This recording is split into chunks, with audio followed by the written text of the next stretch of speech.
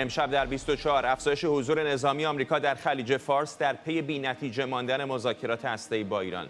اسوشییتد پرس میگه نشانه عمیق‌تر شدن اختلافاته. نگرانی فرمانده سپاه پاسداران از فرارسیدن سالگرد ناآرامی‌ها در ایران.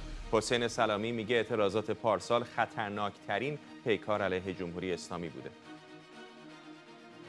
و توافق ایران برای تولید پهپاد شاهد در خاک بلاروس.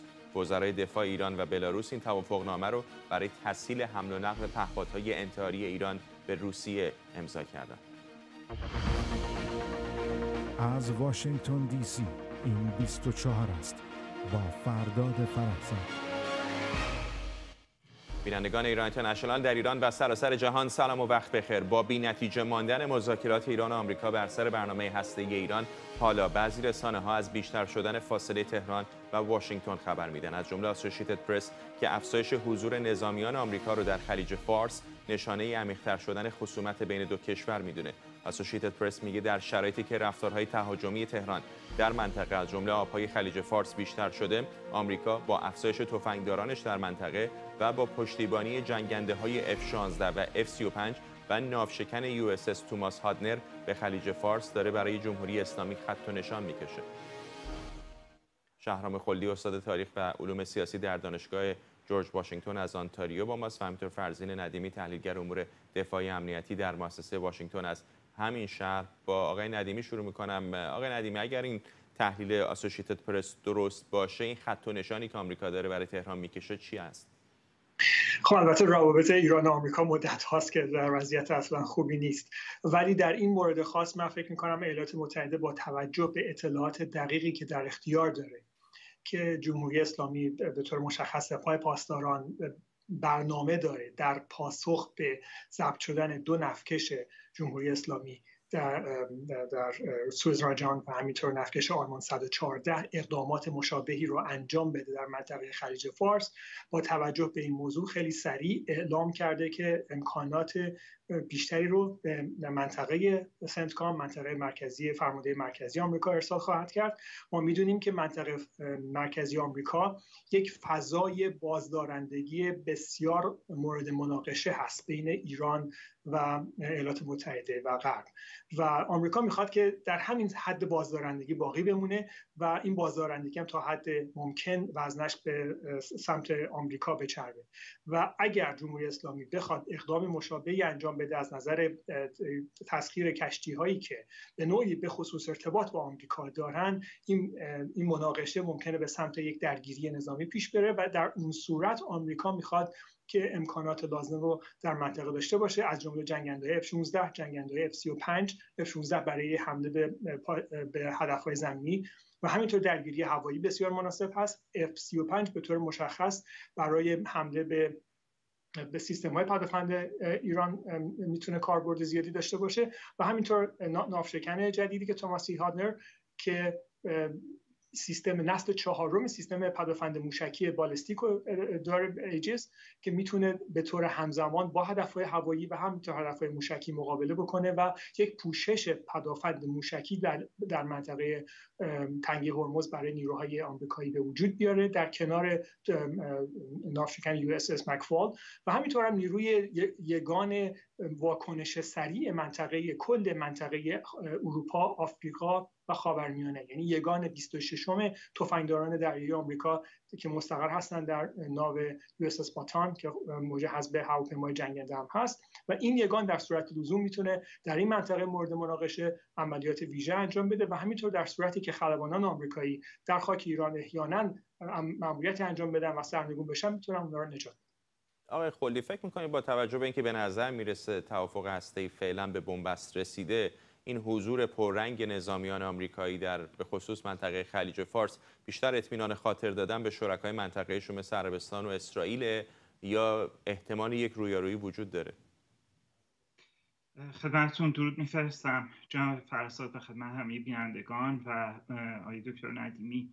عرض کنم به حضورتون که همونجوری که مستحضر هستید ماه اردیبهشت گذشته اتفاقی که افتاد این بود که ایالات متحده آمریکا یک سری نیروهایی رو شروع کرد وارد خلیج فارس کردن و این حالا نه به صورت علنی ولی به صورت جست و گریخته باعث اعتراض متحدان و همونجوری که خودتون فرمودید شریکان منطقه‌ای ایالات متحده در منطقه خلیج فارس شد که در اون مورد مقامات امریکایی اظهار کردند که اونها احتیاج دارن که در منطقه تایوان و در منطقه در واقع میشه گفت اوکراین و دریای سیاه آمادگی خودشون رو حفظ بکنن. به نظر من این نکته‌ای که شما اشاره فرمودید خیلی مهم هست. به نظر من میرسه که ادمنستریشن آقای بایدن داره سعی میکنه که اطمینان بده به متحدین منطقه‌ایش، به خصوص عربستان سعودی که از نظر استراتژیکی رفت و آمد نفتکش ها و در واقع دسترسی صلح‌آمیز انرژی از طریق تنگه هرمز تضمین شده هست. یک نکته دیگر باید عرض بکنم خدمتتون و اون این هستش که ادمنستریشن آقای بایدن، در واقع دولت آقای بایدن الان درگیر یک سری مسائلی هستش که در این روندی که داره میره به سمت کارزارهای انتخاباتی ایالات متحده امریکا برای ریاست جمهوری نباید دچار اون چیزی که من اسمش رو سندروم بنغازی میگذارم بشه. یعنی اگر کمترین ضعفی بخواد از خودش نشون بده در شرایطی که آقای بایدن خودش همچین در واقع محبوب نیست در میان انتخاب در واقع رای دهندگان امریکایی، لازم هست که در واقع این شاخ و شونه کشیدن رو هم از نظر روانی برای افکار عمومی آمریکایی نشون بده. اینو میخوام از شما بپرسم که آقای ندیمی، تجهیزاتی که آمریکا به منطقه میاره فکر میکنم تا اندازه‌ای میتونه به ما یک تصویری بده که هدفشون چه هست. وقتی این تجهیزات رو نگاه میکنید، هواپیما رو نگاه میکنید، ناوشکن رو نگاه میکنید، تصویری که به شما از منظر نظامی میده چه هست؟ حفاظت از کشتی‌های تجاری هست، حفاظت از متحدان منطقه‌ای هست، چیزی فراتر از این هست؟ چه تصویری میبینید؟ ببینید، این با نگاه کردن به این تجهیزات، هرچند که خب صحبت از 2 اسکادران F-16، 1 اسکادران F-35 و یک ناو آبی خاکی که در مجموع 4000 نفر پرسنل هستش و چندین ناوشکن، در کل نیروهای سنتکام رو با منطقه اطرافش در نظر بگیرید شاید بیش از 15000 نفر نشن.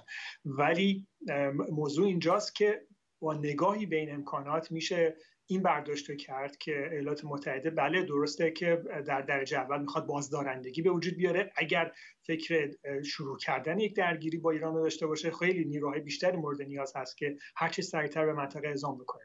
ولی در گذشته هم این پیامو سعی کرده آمریکا به ایران بده که آمادگی داره در صورت لزوم تعداد خیلی بیشتری و هم از نظر نیرو پرسنل و هم از نظر امکانات به سرعت به منطقه بفرسته. حتی شده بمب افکن‌های B2 و B52 میتونن مستقیم پرواز بکنن و با سوختگیری هوایی خودشون رو به منطقه برسونن، موشک‌های خودشون رو رها بکنن و برگردن. و در این مورد ناوگان USS پاتان از منطقه مدیترانه اعزام میشه و داره از تنگه هرمز میگذره با سرعت هرچه تمامتر خودش رو میخواد به منطقه برسونه. این پیام‌هایی داره که ما میتونیم به سرعت امکاناتمون رو زیاد بکنیم، ولی در این حال میخوان نشون بدن که ما آمادگی این رو داریم که صرفاً تهدید نمی‌کنیم و آمادگی این رو داریم که در صورت لزوم اگر درگیری بشه واقعاً این دفعه دست به یک اقدام به اصطلاح جنبشی یا اقدام رزمی بکنیم. من فکر میکنم که اطلاعات خیلی دقیقی در اختیار دارن که جمهوری اسلامی در نظر داره یک کارهایی انجام بده و میخوان که هیچ جای تردیدی برای جمهوری اسلامی باقی نذارن. با اعزام F-35 ها میدونیم که یک اسکادران F-22 در عمان الان مستقر هست. درسته که برای ماموریت روی سوریه در نظر گرفته شده، ولی در صورت لزوم اونا میتونن در منطقه خلیج فارس هم ماموریت انجام بدن و امکانات خیلی بیشتری هم میتونن با سرعت خیلی زیادی به منطقه اعزام بکنن اگر احساس نیاز بکنن. ولی بودن ناوهایی که میتونن پدافند موشکی برای منطقه ایجاد بکنن و این ارتباط دارن که با سیستم پدافند موشکی اروپا لینک بشن و همینطور ناوگانی که نیروهای ویژه‌ای داره که جدیداً سرتیفای شدن، آموزش‌های لازم رو تکمیل کردن که بتونن ماموریت‌های ویژه رو در منطقه مثل منطقه خلیج فارس به انجام برسونن، نشون میده که در حقیقت تمام اون لایه‌های هم دفاعی و هم تهاجمی و آمریکا داره به ایران نشون میده که جای تردیدی براش باقی نیست. آقای خلدی، به گمان شما در تهران این آرایش نظامی رو چطوری ارزیابی میکنن؟ به نظر من میرسه که در شرایط فعلی در تهران جمهوری اسلامی داره اون روندی رو که همیشه ازش جواب گرفته ازش پیروی میکنه. یعنی حتی اگر مذاکرات هم در جریان بودن، جمهوری اسلامی سعی میکرد که زیر آتش سنگین برای امتیاز گرفتن هرچه بیشتر، چه از طریق نیروهای نیابتی خودش، چه از طریق اقدامات ایذایی در منطقه تنگه هرمز، سعی بکنه امتیازات این رو که داره میگیره یا مستحکم بکنه یا امتیازات بیشتری بگیره. اون چه که این دفعه رو متفاوت میکنه اتفاقاتی هستش که در منطقه داره میفته و از طرف دیگه در ترکیب مذاکره کنندگانی که قرار بود ادامه بدن مذاکرات رو با جمهوری اسلامی و عملاً از هم پاشید این مذاکرات چیزی بود 1 ماه پیش. اون چیزی که تغییر کرده این هست و به نظر من میرسه که جمهوری اسلامی شاید سعی میکرد یا سعی داره میکنه که در واقع به خاطر اینکه بازار جهانی و اقتصاد جهانی شکننده است و کمترین اتفاقی که در اون منطقه بیفته باعث افزایش قیمت نفت، افزایش قیمت سوخت و به دنبال اون افزایش تورم در بازارهای در اقتصاد غرب به خصوص ایالات متحده آمریکا میشه.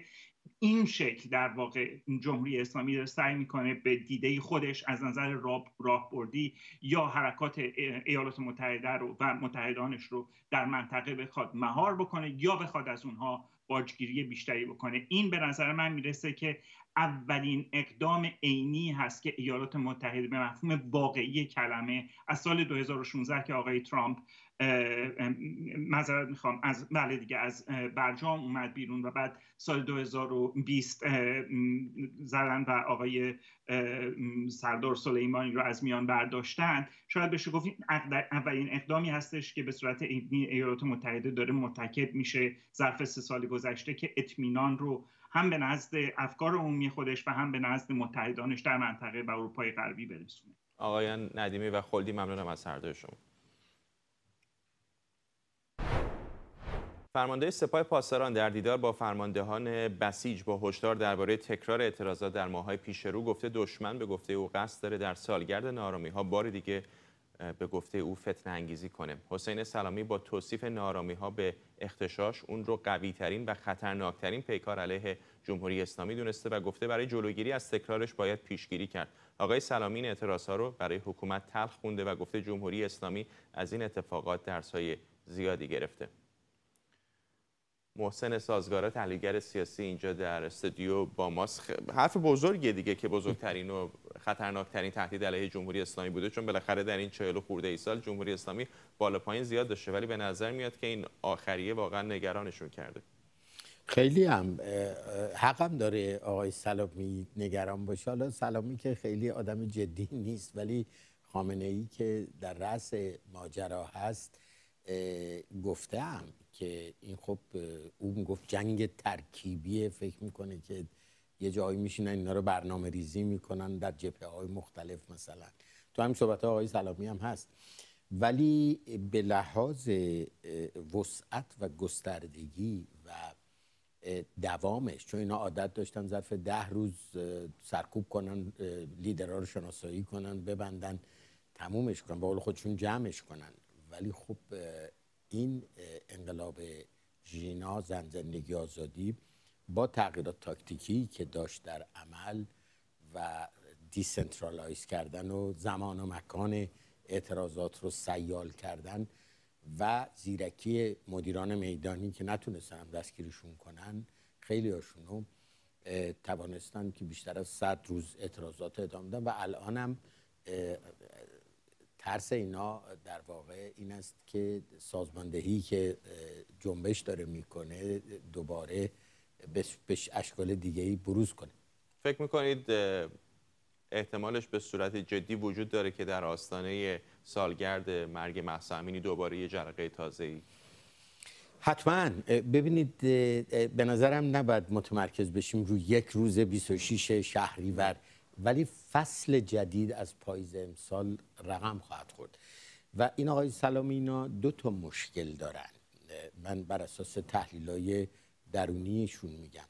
یکی این که میدونن حریف زنانه میشن این همه بگیر و ببند و هارت و پورت و اینا، الان شما سری به خیابونای تهران یا شهرهای دیگه بزنین، ماشاءالله این زنان و دختران شجاع ایران اصلا اهمیت هم نمیدن و به اصطلاح بر اساس اصل عدد که از یه تعدادی بیشتر شه هیچ حکومتی نمیتونه کاری بکنه، عملاً نافرمانی مدنی در مورد حجاب پیش بره. نگرانیشون این است که بال دومی بین اعتراضات اضافه شه و اون شورش نانه، شورش گرسنگان. یعنی همین خانم‌ها، همین دخترها با مادراشون، با پدراشون بیان توی خیابون روی کاسه بشقاب بزنن، همزمان با مسئله آزادی‌های اجتماعی و حقوق شهروندی حالا بحث گرسنگی، فقر و سفره خالی و وضعیت بد اقتصادی هم بهش اضافه شه. این نگرانی اولشون. خیلی هم دلواپسی هستن. به نظر منم اصلاً دور از ذهن نیست این اتفاق در پاییز امسال شروع کنه به افتادن. نگرانی دومشون نیروهای خودشون.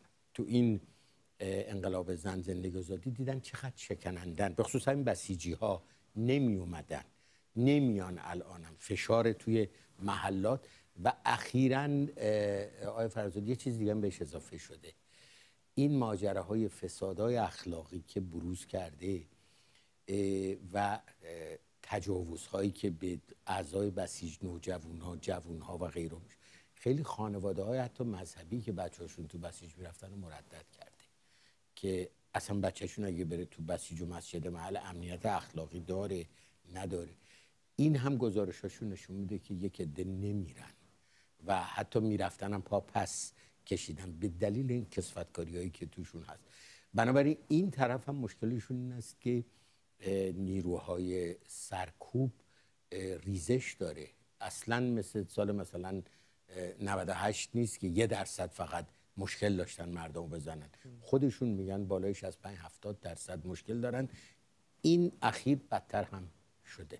یک فرصت چند ماهه ولی داشتن که فکر بکنن، استراتژی بشینن. چقدر فکر میکنید که الان اگر یک اتفاق مشابهی بیفته ممکنه برخوردشون، رویکردشون متفاوت باشه با دفعه پیش؟ ببینید در مورد اعتراضات که ایشون میگه ما درسای زیادی گرفتیم، درسی که به اصطلاح مانوراشون رو تغییر دادن و سعی کردن دوربینا رو اضافه کنن که اینم بچه‌ها این طرف هم بلدن، فوری چشم شیطان رو کور میکنن، اول همه دوربینا رو به طرق یک کار میندازن و یه سری تاکتیکای تمرین کردن. درسته برای اعتراض خیابونی، اگرچه باز هم بر اساس اصل عدد، وقتی گستردگی داشته باشه محله های مختلف شهرها، هیچ حکومتی نمیتونه کار کنه و وقتی ریزش داشته باشه از درون حکومت، همین ماشین سرکوب دیگه شکنندگیش بالاتر میره. اون وقت تاکتیک های دیگه هم هست، دیدیم دیگه، بچه هم بلدن. تو همین انقلاب زن زندگی آزادی دست کم 50 تا تاکتیک جدید در اعتراضات به دائره المعارف مقاومت مدنی در دنیا اضافه شد که من خودم جمع آوری شده بود برای آقای مایکل بیر فرستادم، نویسنده اون کتاب تاکتیک های مقاومت مدنی در سده 21 که به 346 تاکتیک که جمع آوری کرده بود اضافه بکنه در چاپ های بعدی ابتکارات بچه‌های ایران رو. منظورم در سمت مردم هم اینا هزاری هم فکر بکنن، ابتکارات بی پایانه و بچه‌های این طرف هم باهوشترن، هم انگیزه بهتره، هم در سمت حق ایستادن. اون طرف در واقع که ضامن و حافظ که دزد و قاچاقچی و بی اخلاق و اینهاست که بعد اونو حفظ کنه. بی نهایت ممنونم از شما محسن سازگارا، تحلیلگر سیاسی اینجا در استودیو. ممنون از دعوت. سخنگوی قوه قضاییه ایران درباره وضعیت پرونده نیلوفر حامدی و الهه محمدی، دو روزنامه‌نگار بازداشته، گفته موضوع اتهامی این دو نفر ارتباطی با تهیه گزارش از کشته شدن مهسا امینی نداره. نیلوفر حامدی خبرنگار شرق و الهه محمدی خبرنگار هم میهن بیش از 300 روزه که در بازداشت موقتن و در آخرین جلسه دادگاهشون هفته پیش ضمن رد همه اتهامات از عملکردشون به عنوان روزنامه‌نگار دفاع کردند و گفتن افتخار میکنن به اینکه صدای مردم بودن. سخنگوی قوه قضاییه ایران گفته این اشخاص در مقاطعی همکاری‌هایی با دولت آمریکا داشتن. موضوع اتهامی این دو خبرنگار ارتباطی با تهیه گزارش از مرگ خانم مهسا امینی نداره و همچنین حرفه خبرنگاریشان، حرفه خبرنگاری اونا نداشته. این اشخاص در مقاطعی همکاری با دولت متخاصم داشتن، متخاصم آمریکا داشتن که به زودی زود گزارشی کاملی از این موضوع در اختیار عموم ملت بزرگوار ایران قرار خواهد گرفت. نعیمه دوستدار، روزنامه‌نگار و فعال حقوق زنان در مالمو سوئد، میگه حتی بر اساس قوانین جمهوری اسلامی هم کار این دو خبرنگار جرم نیست، بنابراین قوه قضاییه در پی توجیه پرونده اونهاست. طبیعی است که بعد از ماه‌ها پرسش شهروندان، وکلا، مدافعان حقوق بشر از قوه قضاییه جمهوری اسلامی مبنی بر اینکه این دو خبرنگار چه کاری خارج از وظیفه خبرنگاری خودشون انجام دادن، مگر جز این بوده که اتفاقی که در کشور افتاده بنا به مأموریتی که از سوی مطبوعاتی که این روزنامه‌نگاران براش کار میکردن و اساساً بر اساس وظیفه‌ای که این دو روزنامه‌نگار داشتن ازش گزارش تهیه کردن و بابتش الان داره نزدیک به 1 سال میشه که در زندان هستن. خب این پرسش پاسخی از سوی قوه قضاییه نداره. حتی بر مبنای قوانین بسیار عقب افتاده جمهوری اسلامی در حوزه آزادی بیان و مطبوعات هم کاری که این دو روزنامه‌نگار کردن جرم نیست. بنابراین طبیعی است که برای اینکه این روند طولانی شبه دادرسی رو توجیه بکنه قوه قضاییه جمهوری اسلامی، میاد یک سری اتهاماتی مضاف میکنه بر اون چیزی که در واقع دلیل اصلی بازداشت این دو روزنامه‌نگار بوده. نعیمه دوستدار بود، روزنامه‌نگار و فعال حقوق زنان در مالمو سوئد. تعدادی از تشکل‌های سیاسی ایرانی خارج از کشور از جمله اتحاد جمهوری‌خواهان ایران، همبستگی جمهوری‌خواهان ایران، سازمان‌های جبهه ملی ایران در خارج از کشور، حزب مشروطه ایران و جبهه ملی ایران اروپا میثاق حق زندگی رو امضا کردند. در این میثاق که بر مبنای حق داشتن حق تنظیم شده، امضا کنندگان متعهد شدن همه انسان‌ها رو دارای حق بدونن و هیچ کس رو به خاطر گرایش‌های سیاسی، جنسیتی، عقیدتی و قومیتی از حقوق انسانی محروم نکنند. همینطور در این میثاق امضا کنندگان مواردی چون منع مطلق اعدام و شکنجه، پایبندی به دادرسی عادلانه و شفاف و رعایت حقوق برای همه رو متعهد شدند. علی افشاری، تحلیلگر سیاسی، اینجا در استودیو با ماست. چه بوده در فکرتون که همچین نامه‌ای رو امضا کردید؟ چه می‌خواید ازش به دست بیارید؟ توضیح رو بدم. این حرکت جمعی هستش که این 15 تشکل سیاسی، حزب و ائتلاف که مجموعه اگر اعضای خود ائتلاف هم در نظر بگیریم 32 گروه سیاسی اپوزیسیون میشن. اینها همزمان ولی جداگونه متن منتشر کردن. یه تفاوت‌های جزئی هم در متن هست بر سر نوع صورتبندی که پیرامون مسئله مرکز پیرامون هست یا در مورد خود ادبیاتی که برای تغییر جمهوری اسلامی است. برخی نظر به گذار دارن، برخی نظر به سرنگونی دارن، یا در اون حوزه برخی واژه قوم به کار میبرن، بعضی اتنیک و بعضی ملیت. اما ایده اصلی این هستش که حالا به این گروه‌هایی که شما برشمردید خب جا داره که اضافه بکنیم کنگره ملیت‌های ایران فدرال یا همبستگی فراگیر برای آزادی و برابری در ایران، شورای مدیریت گذار، شورای ملی تصمیم و دیگر گروه‌ها. ایده اصلی این هستش که ما برای اینکه به یک توافق سیاسی گسترده و پایداری بین بخش‌های مختلف اپوزیسیون برسیم و یک اپوزیسیون سیاسی مقتدر و معتبری در مردم ایجاد بکنیم، اول باید در سر مسائل کلانی که در ایران هست و شاید مستقیما به سیاست مربوط نیست، به فراسیاست هست، به تفاهم برسیم. این تفاهم فقط اعلام موضع نیست، متعهد شدن، یعنی عهد بستن، پیمان بستن هستش که اهمیت داره. و در اینجا این مسائل اساسی که اومده، خب مسئله نفی خشونت ناموجه است، منع مطلق اعدام هست، منع مطلق شکنجه های جسمی و روحی هست، اینکه تمامی روال های قضایی برای همگان باید باشه، هیچ کس، هیچ گروهی نباید مستثنا بشه. این انسانی که واجد حقوق هست انسانی نیست که ما اینا اعتبارش رو بدیم که حتما یا یک گرایش سیاسی رو داشته باشه یا خطوط قرمز تعریف بکنیم که در اون گرایش ها باشه، چه سیاسی، چه گرایش جنسی، چه گرایش عقیدتی، چه گرایش حالا اتنیکی. اینها هیچ کدوم نمیتونه اون حقوق اون انسان رو نفی کنه و این مواردی که برشمردم و اینها فقط اهمیتش در حوزه کرامت انسانی، حقوق بشر و حقوق شهروندی نیست. ورای اونها این حس اعتماد رو به جامعه ایران برای آینده میده که قرار نیست اون مشکلات گذشته تکرار شه. قرار نیست دوباره بعد اگر انقلابی رخ بده فردا عده‌ای رو ببرن در بالای پشت‌مام یک منزلی تیرباران بکنن. قرار نیست که چوبه های داری برپا بشه. قرار نیستش که افرادی رو به تیر چراغ آویزون کنه حرفایی که زده شده. قرار نیست که در طی دوران گذار و بعد از گذار مجازات‌های فراغذایی رخ بده. هر کسی ولو هر چقدر خودش رو محق میدونه حق نداره انسان دیگری رو ولو هر چقدر شرور باشه به اعتبار تشخیص فردی خودش مورد مجازات و به حال برخوردها و صدمات فیزیکی و روحی روانی قرار بده. اینها مسائل اساسی هستش که میگم این تاکید میکنم یک کارزار هست. ما دعوت میکنیم از گروه‌های دیگه، کنشگران سیاسی و مدنی ایران، شهروندان عادی بپیوندن، چون این فقط اعلام موضع نیست، تعهد هم هست. هر کسی این رو امضا بکنه برای الان آینده تا زمانی که رسما اعلام خروج نکرده خودش رو متعهد کرده. ما نیاز داریم به این اقدامات تا آرام آرام زمینه برای توافقات بزرگتر فراهم شه.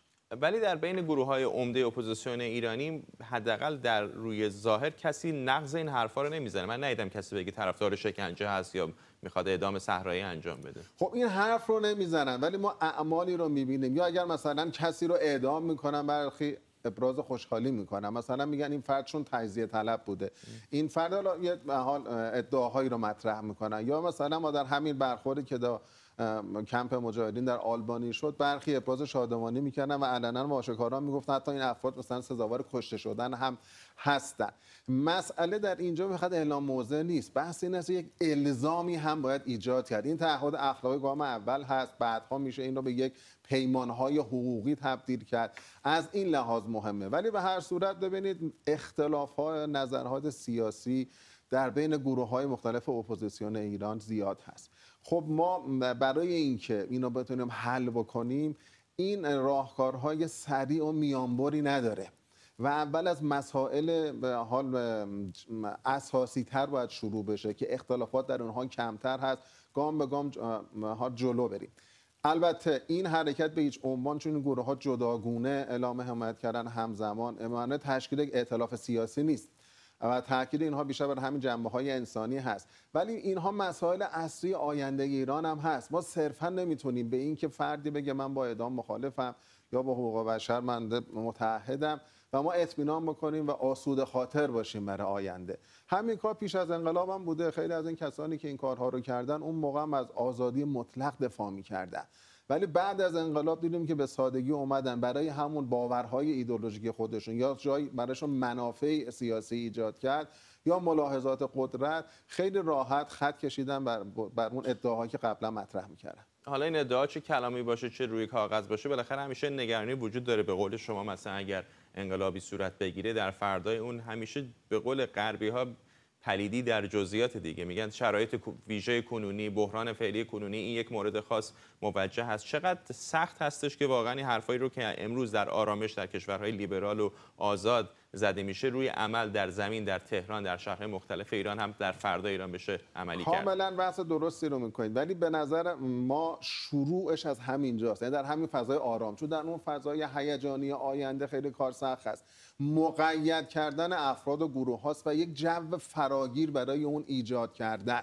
این مسئله که دادخواهی با انتقام، با مجازات فراغذایی، با خشونت به هر قیمتی فرق میکنه و روی این مفاهیم کار کردن تقریبا در تمامی گزارهای موفق به دموکراسی که جنبه انقلابی هم داشتن، یعنی سمت سوی اصلاح طلبانه نداشتن، ما در قبل از اینکه اون حرکت ها به مراحل نهاییشون برسن روشن فکران، فعالان سیاسیشون، چهره های مطرحشون یک میزان زیادی از فعالیتاشون رو خرج همین مسائل کردن که ادبیات مناسب انسانی حقوق بشری رو درست بکنن، ترویج بکنن، گفتمان سازی بکنن و این رو در فضای اون جامعه اشاعه بدن که بعد از انقلاب بشه همه میدونن که این انقلاب با ارجاع به اون شاخص ها بوده. این خودش یک نیروی بازدارنده عمده است. اما اگر پیش از اون این بحث ها نباشه یا موکول بشه به آینده یا فقط در سطح حرف باقی میمونه، خب کار سخت میکنه. ولی 100% این حرکتی که انجام شده گامی لازم و ضروری است ولی گامی ناکافی هم هست. این شروع ماجراست و باید این تکمیل بشه در آینده. ممنونم از شما علی افشاری، تحلیلگر سیاسی اینجا در استودیو. شرایط پناهجویان در ترکیه و یونان هر سال وخیم‌تر از سال قبل میشه و هزاران پناهجو در هر دو کشور در شرایط بسیار بدی زندگی میکنن. از اول سال میلادی بیشتر از 10,000 پناهجو وارد یونان شدند و ده‌ها نفر از اونها در آبهای یونان و ترکیه غرق شدند یا از اروپا به ترکیه برگردونده شدند. گزارشی ببینیم در این باره از همکارم تناز خامه. آبهای ساحلی ترکیه و یونان، کابوس پناهجویانی که باید از اینجا گذر کنند. آخرین لحظات زندگی صدها پناهجو اینجا ثبت شده. آنها که به سلامت گذر کردند در کمپ‌های یونان گرفتارند و آنها که نیمه راه بازداشت شدند به اجبار به ترکیه و کمپ‌های بسته برای برگردانده شدن به کشورشان منتقل شدند. کسرا فقط 23 سال سن دارد و حالا گذران زندگی در کمپ برایش به مانند زندگی در جهنم است و ترس از بازگشت اجباری به ایران او را بیمار کرده. معاون کمپ آیدین ما رو برد توی اتاق، چند تا عکس ما نشون داد که بذار بچه‌ها رو دیپورت کردن، بچه‌های ایرانی بودن که قبل از من اینجا بودن. اصلا نمیذارم ما صحبتی بکنیم. میگم تو دیپورت میخوای بری ایران؟ میگم نه. میگه من میفرستم ایران، کاری نداشته باش. میفرسته اون یه اتاق دیگه، از یه اتاق دیگه میفرسته یه جا شکنجه‌مون میکنه، دوباره برام میگردونه اینجا. عکس ما نشون میده که دارن که مردمو کتک زدن، یه ایرانیو کتک زدن، چسبوندنش به فنس. میگه اینا رو اینجوری ما رو فرستاد زمین بسکتبال، یک هفته زیر آفتاب بودیم، اعتصاب غذا کردیم 5 روز. بعد از اون هیچ خبری نشد بازم. و گفتش که ثانیه دوستمان اصلا مهم نیست، من اصلا این شده انسان‌ها رو دوست ندارم، شما رو هم دوست ندارم، شما ایرانی‌ها دیگه تموم شد اون ترکیه که به شما ایرانی‌ها رها میداد. شما رو یه جوری میفرستن که اصلا مهم نیست تو ایران میشه برای سرتون میاد، نه واسه من مهمه نه واسه دولت ترکیه. یه جوری میفرستنتون که خانواده‌هاتون هم ازتون هیچ خبری نداشته باشن. در گفتگویی که با کسرا در کمپ آیدین ترکیه داشتم، پرسیدم چرا او بعد از سالها زندگی در این کشور تصمیم به مهاجرت دوباره گرفته، آن هم از این راه پرخطر و غیرقانونی. تیمی که منو باطل کردن توی ترکیه هیچ مدرک شناسایی نداشتم، یعنی در آخر من به اینجا کشیده میشدم. گفتم شانسم امتحان کنم که از ترکیه برم که حداقل نتونن دیپورتم بکنن. تو خیابون حتی میگم با جمعم اگه تو خیابون قدم بزنی ایجاد مزاحمت کردی، بهش میگن خاموش و زن گزما، یعنی اختلال در امنیت اجتماعی. به این جور میتونن شما رو بگیرن. اصلا امنیت زندگی کردن نداشتیم ما توی ترکیه. به هر دلیلی دارن میگیرن که بتونن دیپورت کنن و اصلا هم براشون مهم نیست که تو ایران چه اتفاقی براتون میفته. حتی من مدرک بهشون نشون دادم که من مدرکی دارم که ایران جونم در خطر، میگن اصلا برای ما مهم نیست، دیپورت میکنیم. کسرا که بعد از کشته شدن مهسا امینی و شروع اعتراضات فعالیت‌های سیاسی خود را با یکی از دوستانش در شبکه‌های اجتماعی شروع کرد، میگوید نمیتواند به ایران برگردد و حتی اگر از این کمپ آزاد شود نگران امنیتش است، به مانند صدها ایرانی دیگر. تقاضای من اینه که برای همه یه قانون درست ایجاد بشه که حتی بدون دلیل نتونن بگیرن، اینجا زور نگن به آدم. تنها برای خودم نیست، برای همه دارم صحبت میکنم. الان با تهدیدایی که ما شدیم، اگه 1% ما برسه ایران، مطمئنا یه نفر از اونها هم به پیگیر ما شده باشه، ما به دردسر میافتیم. ما نزدیک تقریبا بالای 500 تا دایرکت تهدید داشتیم که بیاد برسین ایران، نشونتون میدم که ما رو مسخره کردن چی میشه. 1000 تا زنگ به ما زده بودن، حتی تو ترکیه هم به ما زنگ زده بودن که پیداتون میکنیم. بالاخره یه شهر کوچیک بودی که همه ایرانی‌ها هم دیگه رو میشناختن. الان دوستان من هستن که تو شهرهای کوچیک، روستاهای کوچیک رفتن خونه گرفتن، از خونه بیرون نمیان حتی به خاطر فعالیتی که دارن میکنن. اینجا هم کلی ترس داریم. حتی دور و بر خونه سگ گرفته نگه داشته برای نگهداری که اگه کسی اومد جلوی در خونه سگا بهش خبر بدن. صدای کسرا صدای ده‌ها و شاید صدها ایرانی باشد که این روزها نه راه برگشت به کشور دارند و نه می‌توانند آزادی و امنیت خود را در کشور دیگر تأمین کنند.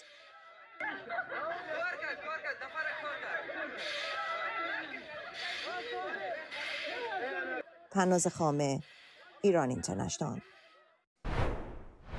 ایران و بلاروس بر سر تولید و مونتاژ پهپاد شاهد در منطقه گومل بلاروس به توافق رسیدند. این توافق در دیدار وزرای دفاع بلاروس و ایران در تهران حاصل شده. کیف پست میگه دولت بلاروس بر اساس این توافق یک کارخانه تولید پهپاد شاهد رو در جنوب شرقی این کشور نزدیک مرز اوکراین تأسیس میکنه. کارشناسان میگن بلاروس با این کار به عنوان مهمترین متحد روسیه در جنگ با اوکراین کمک لوجستیکی بزرگی به مسکو میکنه. حسین آریان کارشناس مسائل نظامی از نیوکاسل با ما. آقای آریان، میدونیم همین الان هم غربی‌ها بسیار نگران این فروش پهپادهای جمهوری اسلامی هستند به روسیه در جنگ اوکراین. حالا یک مشتری جدید هم پیدا شده، بلاروس. همینطوره و این سابقه داره، سابقه به حساب همکاری بین ایران و بلاروس در عرصه نظامی با توجه به هر حال گزارش‌هایی که از منابع اوکراینی و سایر منابع داریم وجود داشته. آبان ماه سال پیش یک هیئت بلاروس رفت ایران برای صحبت کردن در مورد به حساب سیکل چرخه تولید گلوله‌های توپ و همینطور موشک‌های به حساب لازم برای سامانه‌های به حساب پرتاب چندگانه MLRS. بعد اردیبهشت ماه گفته شد که جمهوری اسلامی برای حساب جلوگیری از تحریم‌ها میخواد این تولیدات رو به حساب تولیدات خودش رو در زمینه پهپادی اینا انتقال بده به بلاروس و بعد یک مهندسین ایرانی رفتن اونجا بازدید کردن در همین ماه اردیبهشت در همون منطقه گومل و بعد حالا خبر رسیدی که به هر حال داره این کارخونه دایر میشه، یعنی از یک کارخونه قدیمی رو دیدن حالا میخوان چرخه تولیدش رو اونجا بذارن و همینطور ما میدونیم که سپاه پاسداران آموزش نظامی داده به حساب به پرسنل به حساب خود بلاروس در بکارگیری پهپاد در منطقه گومل.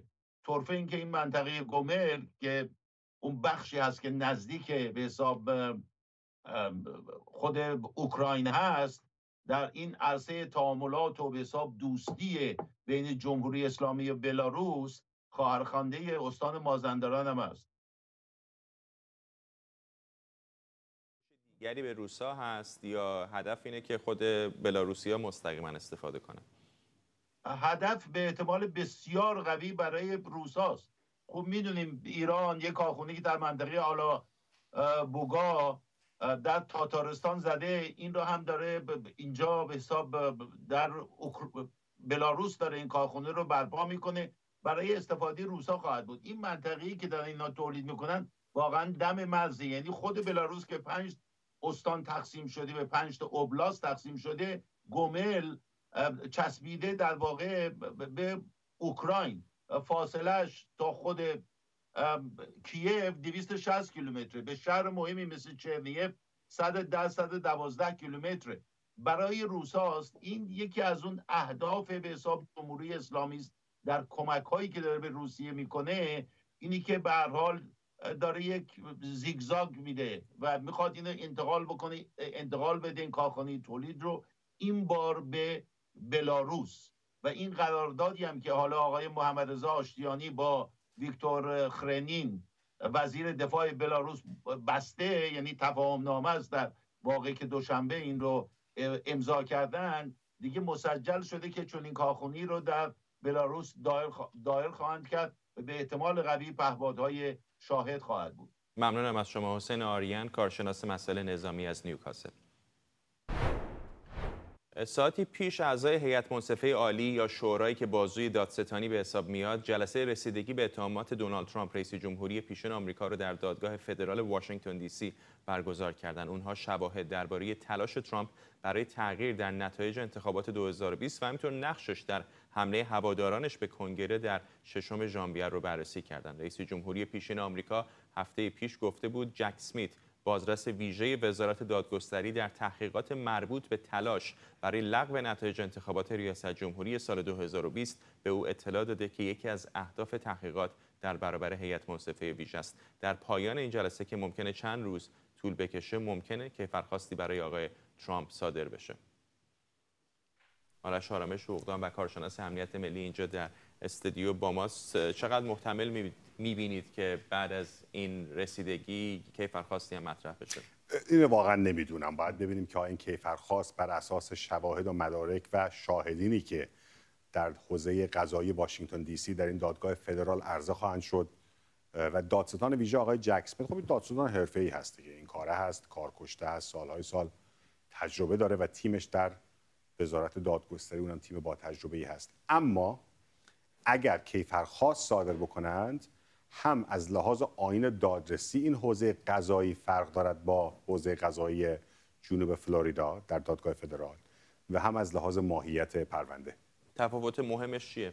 دو تا تفاوت مهم داره. اول بریم سر قضیه آیین‌نامه. ما در ایالات متحده یک آیین‌نامه کل داریم که برای برای پرونده‌های کیفری میگیم Federal Rules of Criminal Procedure، آیین دادرسی پرونده‌های جزایی. این برای همه یکسانه، یعنی شما اینو نمیتونید تغییر بدید. این پایین‌تر میشه Local Rules، قوانین محلی. شما نه تنها باید اینا رو مراعات بکنید، بلکه هر قاضی فدرال، ایالتی هم نمیگم، به اضافه مراعات این قوانین آیین دادرسی جزایی فدرال میتونه برای خودش قوانین محلی هم داشته باشه. به اضافه اون میگیم standing rules، قوانین قیام، هر قائم، هر اسم فاعل، قوانین قائم. هر قاضی میتونه برای محکمه خودش قوانین خودش هم داشته باشه. فرق آیین‌نامه‌ای این قوانین است که در حوزه قضایی جنوب فلوریدا می‌بینیم که الان آقای ترامپ دستش خیلی بازه، میاد در اون تروت سوشال که ورژن توییتر آقا ایشون هست تاخت و تاز میکنه به دادستان. خیلی هم خوبه، آزادی بیان هست در این مملکت. پرونده‌های جزایی در حوزه‌های قضایی مختلف برخوردها و روندهای مختلفی دارن. اگر پرونده قضایی و کیفرخواست جزایی علیه ایشون در حوزه قضایی واشنگتن دی سی به قول معروف صادر بشه، محدودیت‌های بیشتری بر متهم خواهد بود. دیگر نمیتونه بیاد بگه دادستان دیوان مارکسیست و ابله، نمیتونه بیاد بگه پرونده بی اصل و نسب و حرفای خاصی رو دیگه نمیتونه. یعنی تاخت و تاز مستقیم نه به قاضی میتونه بکنه نه به دادستان. اگر بکنه گمان میکنم کانتمپت کورت یا بی احترامی به دادگاه میشه، کانتمپت کورت میشه، یعنی میتونه مجازات هم نقدی بده و هم کانتمپت آف کورت، یعنی بگوییم عملاً دست کم گرفت، توهین به دادگاه. بسیار از 1 روز تا 364 روز، استثناءات هم داره که بیشتر از این، ولی بگیم از 1 تا 364 روز میتونه حبس داشته باشه. جاهایی که ما نرفتیم واقعا در مورد یک شخص بسیار بالا مرتبه در قانون، در مراتب سیاسی آمریکا. بریم از لحاظ ماهیتش. این پرونده با پرونده دیگه فرق میکنه. پرونده نیویورکش که جدا بود که الان دارد پرونده ایالت نیویورک و در منهتن، اون که پرونده فدرالی هم که در فلوریدا داره در مورد نگه داشتن و پس ندادن اسناد طبقه بندی شده و انتشار اون هست و الان هم فقره‌های جدید اضافه شده، خواسته که برن دوربین ها رو پاک کنن و غیره و زاره که اون خودش بحثی است واقعا قوز بالا قوز برای ایشون. چرا این فرق میکنه؟ اگر شما بتونید کسی رو محکوم بکنید که باعث ایجاد انسرکشن، آشوب مسلحانه یا ریبلیون، شورش برای براندازی حکومت شده، بر اساس متمم 14 قانون اساسی بند 3 میگوید افرادی که محکوم بشن، متهم نمیگم ها، محکوم بره دادگاه، حکم نهایی دادگاه صادر بشه، به احتمال زیاد حکم استیناف هم صادر بشه و تمام. کسانی که محکوم بشن برای انسرکشن، شورش مسلحانه و ریبلیون، آشوب، نمیتوانند مقامات بالای دولتی نظامی و غیر نظامی داشته باشند که اینم برمیگرده به زمان جنگ داخلی آمریکا. متممین 13 و 14 و 15 اون موقع بعد از جنگ داخلی تصویب شدند و اجازه و جلوگیری کردن از کاندید شدن و گرفتن مناصب دولتی دوباره توسط یاغیون جنوبی در همین ایالت‌هایی که الان ایالت‌های قرمز دو رنگ حساب میشن: آلاباما، میسیسیپی، فلوریدا، لوئیزیانا، کارولینای شمالی، کارولینای جنوبی، ویرجینیا تا بخشش، تگزاس، کنتاکی و کانزاس و جلوگیری کردن از کاندید شدن نمایندگان مجلس، سناتورها و مقامات نظامی و غیر نظامی ها. در نتیجه اگر آقای ترامپ برای این فقره محکوم شناخته بشه، اون موقع دیگه نمیتونه در انتخابات شرکت بکنه و کاندید ریاست جمهوری بشه. حالا سوال بزرگ اینجاست، آمدیم و ایشون انتخابات رو برد، هنوز در طی این قضیه محکمه ادامه دارد، آیا میتونه خودش رو عفو بکنه؟ خب قانونگذار در قانون اساسی میگه رئیس جمهور برای قوانین فدرال میتونه خودش رو برای خودش رو عفو بکنه. به احتمال زیاد هم دیوان عالی کشور نظر ایشون رو قبول خواهد کرد. بله. حالا مشکل دوم، آمدیم ایشون انتخابات رو برد ماه نوامبر 24، تحلیف ژانویه 25، در این مدت ایشون محکوم شد چی؟ هنوز رئیس جمهور آقای بایدنه. آیا رئیس جمهور منتخب میتونه بگه من رو محکوم نکنید؟ اینا همه یعنی آبهای غیر صید شده و غیر به قول معروف سفر شده قضایی است. نکته آخر، آمدیم همه اینها رو هم باخت و خودش رو عفو کرد چون پس فردا رئیس جمهور شد. اگر در جورجیا، ایالت جورجیا قوانین ایالتی، چون یک رئیس جمهور نمیتونه خودش رو برای جرم ایالتی دیگه عفو بکنه. شما اگر در کالیفرنیا که رو کشتید و شما رو بردن به عنوان یک مجرم برای جرم ایالتی، رئیس جمهور هیچ کاره است. اونجا فرماندار هست که میتونه شما رو عفو بکنه. آمدیم در ایالت جورجیا، ایالت نیویورک، ایشون محکوم شد. پس فردا هم رفت رئیس جمهور شد. آیا واقعا میخواید پلیس ایالتی جورجیا یا پلیس ایالتی نیویورک به اضافه مارشال‌های فدرال رو بفرستید در کار؟ یعنی یک شترگاف پلنگی است این قضیه وسط. و متاسفانه میگم روزایی که آقای همیلتون و جفرسون و پین و واشنگتن و فرانکلین داشتن قانون اساسی می‌نوشتن و گفتن حق عفو رئیس جمهور هست، خب انتظار نداشتن که همچین روزهایی هم پیش بیاد. ولی از اون طرف هم هر روز کار یک وکیل رو و یک کار کسی که علاقه دارد به تاریخ قضایی و همینطور به قول معروف سبقه و آیین دادرسی جالبتر و جالبتر میکنه. ممنونم از شما آرش آرامش عقدان و کارشناس امنیت ملی.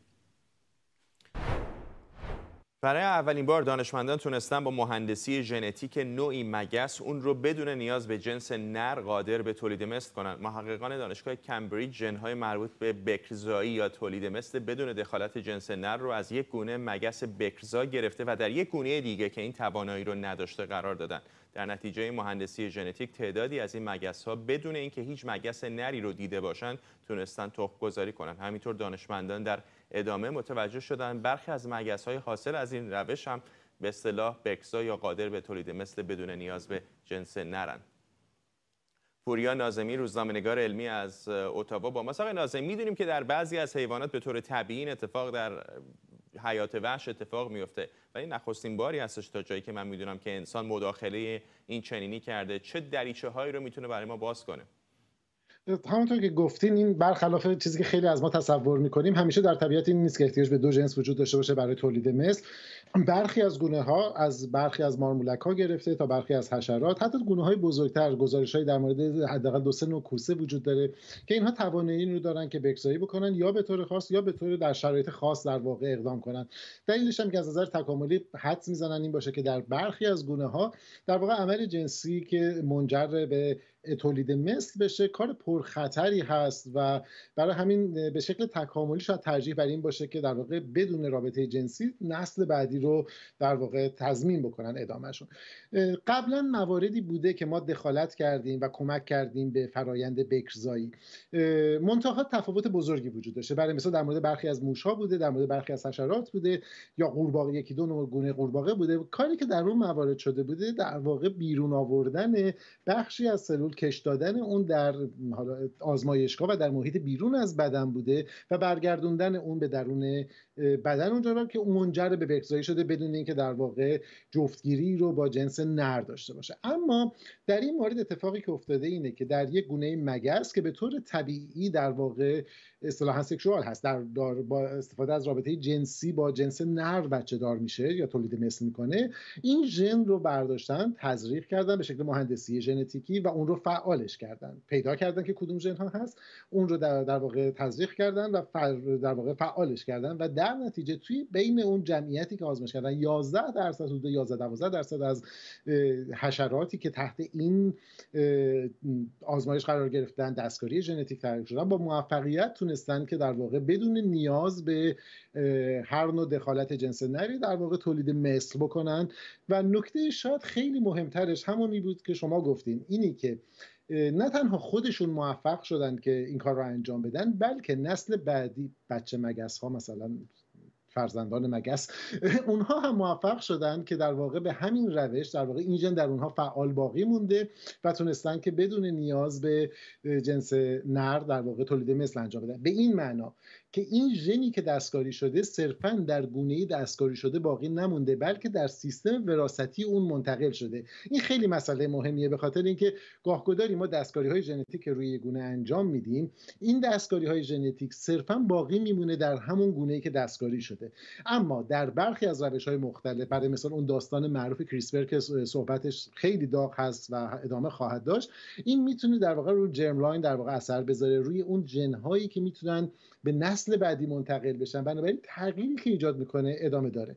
اینکه چه اهمیتی داره، فعلا بخش بزرگی از ماجرا به این برمیگرده که ما درک بکنیم این فرایند تولید مثل رو و بخش‌هایی از ماجرا. ما می‌دونیم که در بخش‌هایی از طبیعت، برای مثلا برخی از آفت‌ها، برخی از گونه‌هایی که ما به عنوان آفت می‌شناسیم، به این روش تولید مثل میکنن و به همین دلیل سرعت رشدشون خیلی زیاد هست و روش‌های عادی در واقع زیستی مقابله با اون و از مقابله با آفت‌ها جواب نمیده. در دراز مدت چه اثری داره؟ با احتیاط میشه گفت که در واقع کم کم دید ما رو و دانش ما رو نسبت به فرایند تولید مثل در گونه‌های زنده توسعه خواهد داد. ممکنه که از حاشیه این در واقع استخراج ما استفاده‌های دارویی داشته باشیم، استفاده‌های درمانی داشته باشیم. آقای ناظمی، با توجه به اینکه جنس نری درگیر این تولید مثل نیست، اگر اشتباه میکنم منو اصلاح بکنید، آیا فرزندی یا جنینی یا حشره‌ای که از این تولید مثل بدون جنس نر تولید میشه عملاً کلون شده یا شبیه سازی همون مادر خواهد بود دیگه، نه؟ چون تمام ویژگی‌های ژنتیک اون رو داره. تقریبا میشه گفت که درسته. در واقع 90 تقریبا عمده مواردی که در این مورد انجام شده، هم در این مورد هم در مواردی که ما تو آزمایشگاه دستکاری کردیم، فرزندان این جانوران هم یا حشرات هم در واقع ماده بودن و از نظر ژنتیکی شبیه به در واقع مادر بودن، به خاطری که فقط یک در واقع مواد ژنتیکی که در حالت طبیعی، برای حالت طبیعی که میگم منظورم این نیست که این غیر طبیعیه، چون برخی گونه‌ها وجود داره، در حالتی که ما بیشتر آشنا هستیم مواد ژنتیکی از جنس نر و ماده ترکیب میشن، فعال میکنن فرآیند و پروسه در واقع تشکیل جنین رو یا تشکیل در واقع اون فرزند رو، و در واقع مواد ژنتیکی جدید ترکیبی از هر دو هستن. اما در موجوداتی که بدین روش در واقع تولید مثل میکنن و یا به شکل دستکاری ژنتیکی شده، صرفا ما با یک سری ماده ژنتیک دستکاری سر و کار داریم، بنابراین اون مواد هستن. البته یک به یک ممکنه که نباشه، به این دلیل که ما میدونیم در هر تقسیم سلولی اندکی جهش ژنتیکی ممکنه صورت بگیره به شکل طبیعی، بنابراین شاید نتونیم بگیم یک به یک مثل کلون آزمایشگاهی هست، اما بله تا حد تقریبا نزدیک به همی، شبیه به هم هستن و خب این از اون جهت هم مهمه که در واقع اون ژن رو منتقل میکنن به نسل بعد که اون هم بتونه ادامه بده این روند رو. ممنونم از شما. پوریا ناظمی، روزنامه‌نگار علمی از اتاوا. ونکوور با داشتن نزدیک به 200,000 نفر ساکن فارسی زبان دومین شهر پرجمعیت ایرانیان در کانادا است. سعید کوشکی از ساکنان این شهر با صدای ساز سنتیش از شروع اعتراضات همراه معترضان بوده و هست. نواختن سنتور او در حاشیه تجمعات زن زندگی آزادی علاوه بر همراهی با هموطنان اغلب توجه غیر ایرانیان رو هم جلب کرده. کامران ملکپور، خبرنگار آزاد از ونکوور کانادا، گزارش می‌دهد.